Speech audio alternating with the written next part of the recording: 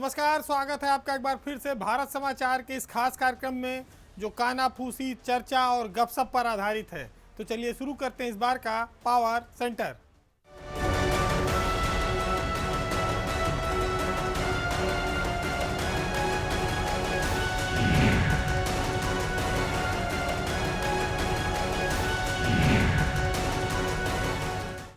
हम जिस समाज में रहते हैं वहाँ परिवार का बड़ा महत्व है, लेकिन वर्तमान हालातों ने ये दिखाया है कि जब आदमी के जीवन में महत्वाकांक्षा और पद पाने की लालसा ज़्यादा हो जाए तो फिर वो रिश्तों की अहमियत खो देता है। आज बात एक ऐसे ही परिवार की हो रही है जिसका सियासत में इन दिनों बड़ी चर्चा है, और वो परिवार है मुलायम सिंह यादव का परिवार। मुलायम सिंह की पुत्र वधू यानी कि बहू अपर्णा यादव भारतीय जनता पार्टी में शामिल हो गई हैं। लोग ये कहते हैं कि अपर्णा ने पद की खातिर निजी रिश्तों को तिलांजलि दे दी, लेकिन क्या बात सिर्फ इतनी है या ये कहा जाए कि ये वक्त का तकाजा है, ये सियासत की मांग है। उनका जाना ये माना जा रहा है कि सपा के लिए एक झटका है, क्योंकि बीजेपी ने इसे एक बहुत बड़ी उपलब्धि के तौर पर प्रचारित किया।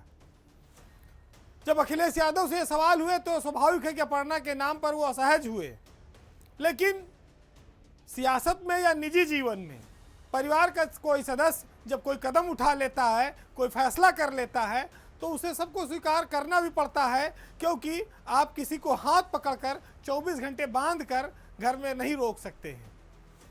भारतीय लोकतंत्र में यह एक नई शैली की ओर संकेत देती है कि हमारी सियासत अब उस ओर जा रही है जिसमें पिता किसी और दल में होगा, बेटी किसी और दल में होगी, ससुर किसी और दल में होगा, बहू किसी और पार्टी का झंडा लगाएगी। अगर आप इससे पहले थोड़ा से नज़र डालें तो आपको दिखेगा कि स्वामी प्रसाद मौर्य आज की तारीख में समाजवादी पार्टी का झंडा लगाकर घूम रहे हैं, लेकिन उनकी बेटी संघमित्रा मौर्य बदायूं से बीजेपी की सांसद हैं और वह भाजपा का प्रचार भी कर रही हैं। अब यूपी के सबसे बड़े राजनीतिक परिवार में ऐसी ही तस्वीर बनी है। मुलायम सिंह का जो परिवार है वहाँ पर वो समाजवादी झंडे में लाल टोपी से पहचाना जाता है, लेकिन उनकी दूसरी बहू अपर्णा यादव ने अब भगवा धारण कर लिया है। वह बीजेपी का झंडा लगाकर अब प्रचार करेंगी। एक घर दो दल, कैसे मामला चलता होगा, कैसे एक दूसरे का सामना करते होंगे। आप कल्पना करिए कि सियासत के कितने रंग बिरंगे चरित्र हो गए हैं, और इसमें ढलना और इस तरह का जीवन जीना कितना कठिन हो जाता होगा। लेकिन अगर आप मुलायम सिंह पर नज़र डालें तो वो शुरू से एक जुझारू नेता के तौर पर रहे। 40 साल का उनका राजनीतिक जीवन है। वो जिस इलाके से आए वहाँ पर पिछड़ापन था, बीहड़ था, डकैतों का इलाका था, लेकिन संघर्ष करके स्कूल में मास्टरी करके फिर राजनीति में वो आए। सहकारिता आंदोलन उनके जीवन में बड़ा महत्वपूर्ण रोल रखता है, क्योंकि उसने उनको सियासत की ऊंचाइयां छूने का अवसर दिया। अब आप अगर देखें तो मुलायम सिंह मंत्री बने, मुख्यमंत्री बने, कई दलों से लोहा लिया, फिर अपनी एक नई राजनीतिक पार्टी बनाई और उस पार्टी को कई बार सत्ता में पहुंचाया, कई बार वो मुख्यमंत्री बने। इस दौरान अपने परिवार को वो समेटे रहे। जितने भाई थे, बहन थे, रिश्तेदार थे, उनको भी वो साथ साथ लेकर चलते रहे। परिवार में कहीं कोई बिखराव या टूट नहीं होने पाई। जब मुलायम सिंह ने अपनी विरासत अपने बेटे अखिलेश यादव को सौंपी, तब उनके भाई शिवपाल यादव और उनके बेटे के बीच जो टकराहट दिखी, वो शिवपाल यादव के सपा से टूटकर अलग हो जाने और एक नए राजनीतिक दल बन जाने के रूप में सबके सामने आई। लेकिन देखिए, समय बीता और कहते हैं कि नदी का पानी जब बहता रहता है तो तमाम अपने साथ काई भी वो मिटा देता है। परिवार में सब ठीक हो रहा था, अचानक बहू ने झंडा बुलंद कर दिया बगावत का। मुलायम सिंह अब उम्र के उस पड़ाव पर हैं जहां वो हाथ पकड़कर अब किसी को रोक नहीं सकते हैं। एक तरह से राजनीति में वो संन्यास आश्रम की ओर हैं। उनकी मर्जी अब बहुत मायने नहीं रखती है, ना उसको बहू और बेटों ने शायद ज़्यादा तरजीह दी हो। यही वजह है कि अपर्णा ने जो फैसला किया वो उनके मानने के मनाने के बावजूद किया। बीजेपी अपर्णा यादव को खाली तस्वीरों में समाजवादी परिवार को चिढ़ाने के लिए लेकर आई है या उन्हें राजनीतिक तौर पर कोई पद या कोई टिकट देगी। ऐसी स्थितियां अगर बनती हैं तो अपर्णा अपनी पुरानी सीट लखनऊ कैंट पर ही दावेदारी जताएंगी। वहां पर बीजेपी के सामने एक पेच ये भी आता है कि रीता बहुगुणा जोशी जो प्रयागराज से सांसद हैं, वो अपने बेटे के लिए लखनऊ कैंट से टिकट चाहती हैं। आने वाले कुछ ही दिनों में ये तस्वीर साफ होगी कि अगर बीजेपी ये कहती है कि हमारे पास अपर्णा है, तो शायद अखिलेश यादव ये कह दें कि हमारे पास बहुगुणा है।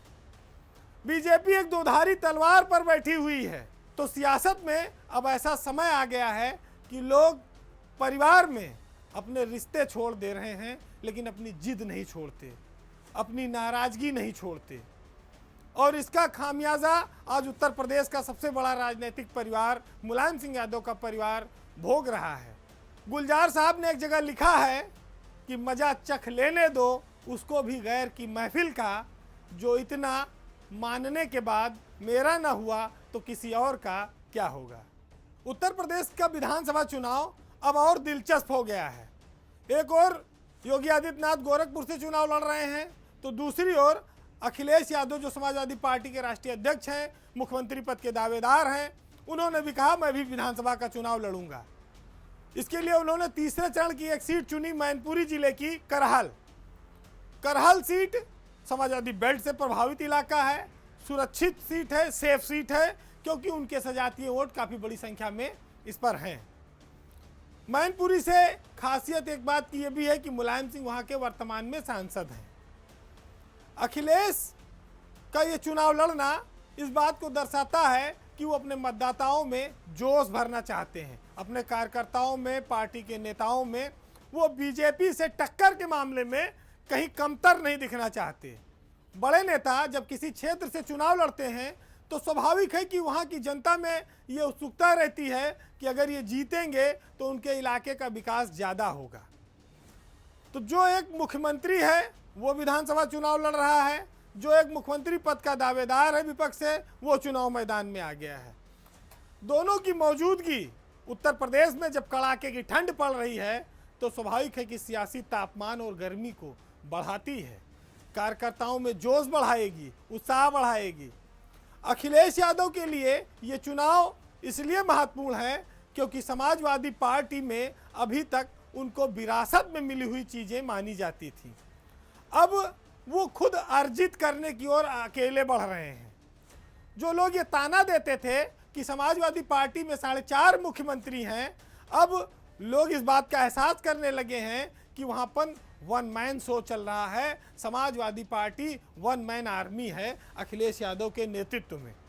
टिकट वितरण में ये सब लोगों ने देखा और जाना। इसके साथ साथ ये चुनाव अखिलेश यादव के लिए इसलिए भी अहम है कि वो पहली बार विधायक बनेंगे और इससे विधानसभा में उनकी सीटों की संख्या बढ़ेगी। दूसरा, समाजवादी पार्टी के लिए ये ऐसा मौका है कि ये चुनाव करो या मरो की स्थिति है। मुलायम की छत्र छाया के इतर अखिलेश पहली बार अपने नेतृत्व में ये चुनाव लड़ने जा रहे हैं। इस चुनाव की जीत हार देश में बीजेपी की स्थिति को भी बदलेगा, बनाएगा, बिगाड़ेगा, क्योंकि उत्तर प्रदेश से ही होकर केंद्र का रास्ता जाता है। अगर हम करहल विधानसभा सीट को देखें तो करीब 1.25 लाख से ज़्यादा मतदाता सजातीय हैं अखिलेश यादव के। 1957 से जब से चुनाव हुए हैं, करहल सीट पर सिर्फ 2 बार विपक्ष जीता है। पिछले 3 बार से वहां पर सोबरन सिंह यादव जो समाजवादी पार्टी के विधायक हैं, वो इस सीट को जीतते आ रहे हैं। मैनपुरी से समाजवादी परिवार का पुराना नाता इसलिए भी है कि मुलायम सिंह यहीं से पढ़े हुए हैं। सैफई से करहल की दूरी 10-12 किलोमीटर ही है, ज़्यादा नहीं है। मुलायम सिंह यहीं पढ़े, यहीं जैन इंटर कॉलेज में वो टीचर रहे और आज भी यहीं से वो सांसद हैं। तो स्वाभाविक है कि पिता की विरासत को संभालने वाले अखिलेश यादव अब विधानसभा में भी पिता की इस विरासत, और इस सीट से प्रतिनिधित्व करेंगे तो स्वाभाविक है कि उस इलाके की जनता और समाजवादी पार्टी दोनों के लिए ये उस एक्सप्रेसवे की तरह होगा जिस पर आजकल लोग सवार होकर 2 घंटे में सैफई पहुंचते हैं। उत्तर प्रदेश में जब बीजेपी सरकार बनी थी तो उसने कहा कि उसका भ्रष्टाचार पर 0 टॉलरेंस होगा, लेकिन सरकार की नाक के नीचे राजधानी लखनऊ के एक जिलाधिकारी ने सरकार के इस संकल्प की धज्जियां उड़ा दी। बात आज एक बार फिर से लखनऊ के डीएम चर्चित अभिषेक प्रकाश की हो रही है, जिसने जमीनों के मामले में नियम कानून को ताक पर रखकर अफसरों का एक ऐसा गैंग बना दिया जिसने गरीबों की जमीन लूट ली। मामला सरोजनी नगर तहसील के भटगांव ग्राम सभा का है, जहां पर डिफेंस कॉरिडोर के लिए सरकार जमीन का अधिग्रहण कर रही है। आपको जानकर हैरानी होगी कि इस अधिग्रहण में डीएम ने ऐसे अफसरों को लगाया जिन्होंने गरीबों की जमीन लूटकर खुद तो माल बनाया ही और अपने साहब को भी मालदार कर दिया। सरोजनी नगर तहसील के अधिकारी गरीबों की जमीनों के भक्षक बन गए हैं। ये जो डिफेंस कॉरिडोर बन रहा है, इसके लिए यूपीडा ने वहां जमीनें अधिकृत की। जिनकी जमीन अधिग्रहण होने वाली थी, 100 से ज़्यादा ऐसे लोगों की ज़मीनें इन अफसरों की लालच की भेंट चढ़ गई। उनकी ज़मीनों में ज़बरदस्ती के पेच फंसाए गए, दूसरों को ज़मीनें लिखवाई गई। हद तब हो जाती है जब तहसीलदार, नायब तहसीलदार, कानूनगो, लेखपाल, इन लोगों ने अपने भाई भतीजों, नौकर चाकर और ड्राइवर तक के नाम गरीबों की ज़मीनें लिखवाई और उनका मुआवजा लूटा। और ये ज़मीनें का खेल और भी हुआ। इस इलाके में ग्राम सभा में जो पट्टे की आवंटित ज़मीनें थी, पिछले 2 सालों में उनको 100 से ज़्यादा ज़मीनों को पट्टा करके उनको असंक्रमणीय घोषित किया गया और बाद में उन ज़मीनों को बेच कर मोटा मुआवजा उठाया गया। अभिषेक प्रकाश जब से लखनऊ के डीएम बने हैं, अक्टूबर 2019 से अगर 2022 तक उनके कार्यकाल में इस तहसील के ज़मीनों की खरीद फरोख्त की जांच की जाए तो कई सारे मामले सामने आएंगे और ये कहा जा सकता है कि अफसरों ने सैकड़ों करोड़ का घोटाला किया है और अकूत संपत्ति बनाई है। राजधानी लखनऊ में डीएम अभिषेक प्रकाश ने भ्रष्टाचार की पराकाष्ठा कर रखी है। भ्रष्टाचार चरम पर है। हमने आपको बताया था कि एक कानूनगो जिसने अपने भतीजे अर्पित सिंह के नाम, अपने ड्राइवर शिव प्रकाश के नाम तमाम सारी ज़मीनें लिखवाई और उनका मुआवजा हासिल करने में जुटा है। एक लड़की का भी मामला आया था, अंकिता दीक्षित का, जो राजाजीपुरम की रहने वाली है। भटगांव ग्राम सभा के सजीवन लाल की ज़मीन उसको रजिस्ट्री की गई। इस पर आज तक जिला अधिकारी ने कोई जांच नहीं कराई। ये पैसा कहां से दिया गया ज़मीन खरीद के लिए, इस पर भी कोई कार्रवाई नहीं हो रही है। ऐसा लगता है कि अभिषेक प्रकाश के मामले में सरकार ने जानबूझकर आंख बंद कर रखी है। तमाम सारे कारनामों की लंबी सूची है। सरकार की फजीहत हो रही है, किरकिरी होती है, लेकिन अभिषेक प्रकाश लखनऊ में पिछले 2 सालों से जिलाधिकारी बने हुए हैं। कई आरोपों के बावजूद जब सरकार के कान पर जू नहीं रेंगती, तब ये जनता भी महसूस करती है कि शायद कुछ अफसरों के इशारे पर ही ऐसा हो रहा होगा। यूपीडा जो इन ज़मीनों का अधिग्रहण कर रहा है या कोई और एजेंसी चाहे तो भटगांव ग्राम सभा में जाकर तमाम सारे गरीबों से बात कर सकती है और जान सकती है कि उनकी ज़मीनों को किस तरह से लूटा गया। हालांकि ये एक बृहद जांच का मामला है, लेकिन लोगों को इस बात की उम्मीद कम है कि ये सरकार अभिषेक प्रकाश जैसे अफसर के खिलाफ कोई जांच कराएगी, और अगर जांच होगी भी तो उसकी निष्पक्षता कितनी होगी, इस पर भी लोगों को अंदेशा है। परिवारवाद एक ऐसा शब्द है जिससे ये भाव आता है कि कोई ताकतवर आदमी अंधे की रेवड़ी की तरह जो कुछ भी बांटता है अपने बेटे बेटी और भाई बहन को ही बांटता है। ये एक बुरे स्वरूप में माना जाता है, लेकिन सियासत में इसे दूसरों पर आरोप लगाने में काफ़ी इस्तेमाल करते हैं। वर्तमान समय में जब विधानसभा का चुनाव चल रहा है तो ये परिवारवाद शब्द भी काफ़ी आता है। हालांकि पहले ये कांग्रेस पर खूब लगते थे आरोप, उसके बाद मुलायम सिंह और उनके परिवार के लिए ये शब्द बोला जाने लगा। आज के वर्तमान दौर में अगर आप देखेंगे तो अब खाली कांग्रेस और सपा ही नहीं, भाजपा और बसपा भी इस परिवारवाद से ग्रसित है। जो दूसरों को ताने देते थे वो अपने गिरेबान में झांकने में थोड़ा चूक गए, देर कर दी या झांक नहीं पा रहे हैं। आज अगर आप देखेंगे टिकट वितरण में उत्तर प्रदेश के चुनाव में, तो बीजेपी में बहुत नेताओं की एक लंबी लिस्ट है जो अपने परिवार की विरासत को आगे बढ़ाने के लिए, सियासी विरासत को, अपने बेटा, बेटी, भाई, पत्नी, इनके लिए टिकट मांग रहे हैं। और बीजेपी में इसलिए भी थोड़ा ये मामला आया ऐसा क्योंकि वहाँ पर कई नेता 75 साल की उम्र पूरी कर चुके हैं। 75 के बाद बीजेपी कहती है टिकट नहीं देंगे, तो अब जब टिकट मिलेगा नहीं तो स्वाभाविक है कि वो चाहेंगे कि हमारा परिवार का कोई सदस्य टिकट पा जाए, तो जिससे कि हमारी राजनीतिक विरासत जो है ये बढ़ती रहे। अब हम कुछ नाम आपके सामने रखेंगे, जिसमें इस समय राजस्थान में राज्यपाल हैं कलराज मिश्रा। वो अपने बेटे अमित मिश्रा के लिए देवरिया सदर से टिकट चाहते हैं। बिहार में राज्यपाल हैं फागू चौहान। वो अपने बेटे रामविलास चौहान के लिए मऊ की मधुबन सीट से टिकट चाहते हैं। राजनाथ सिंह जो रक्षा मंत्री हैं देश के, उनका एक बेटा नोएडा से सांसद है। दूसरे बेटे नीरज सिंह हैं, वो भी राजनीति में सक्रिय हैं, उनको भी टिकट चाहिए होगा, चाहे लखनऊ कैंट से या उत्तरी से, कहीं से वो कोशिश कर रहे हैं। उत्तर प्रदेश विधानसभा के अध्यक्ष हैं हृदय नारायण दीक्षित। उन्नाव की पूर्वा सीट से वो अपने बेटे दिलीप के लिए टिकट चाहते थे, लेकिन बीजेपी ने वहाँ पर टिकट का ऐलान कर दिया और बसपा से एक टाइम में बीजेपी की मदद करने वाले राज्यसभा चुनाव में अनिल सिंह को वहाँ प्रत्याशी बना दिया गया। हालांकि दावेदार दिलीप दीक्षित थे। अब अगला नाम आता है केंद्रीय मंत्री कौशल किशोर का। कौशल किशोर की पत्नी लखनऊ के मलिहाबाद से विधायक हैं। अब वो ये चाहते हैं कि उनके बेटे को भी टिकट मिले, यानी कि उनका जो बेटा है विकास किशोर, उसको भी टिकट दिया जाए। एक नाम और केंद्रीय मंत्री का है एसपी सिंह बघेल। वो टूंडला से अपनी पत्नी के लिए टिकट मांग रहे हैं। कृषि मंत्री उत्तर प्रदेश के सूर्य प्रताप शाही हैं। वो पत्थर देवा से विधायक हैं।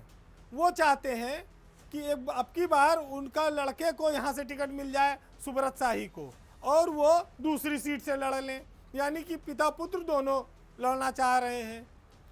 कानपुर के सांसद सत्यदेव पचौरी, वो अपने बेटे के लिए टिकट चाहते हैं गोविंद नगर सीट से। राजेश अग्रवाल जी को आप जानते होंगे, पूर्व में वित्त मंत्री रहे, बरेली के रहने वाले हैं, अब वो राष्ट्रीय कोषाध्यक्ष हैं।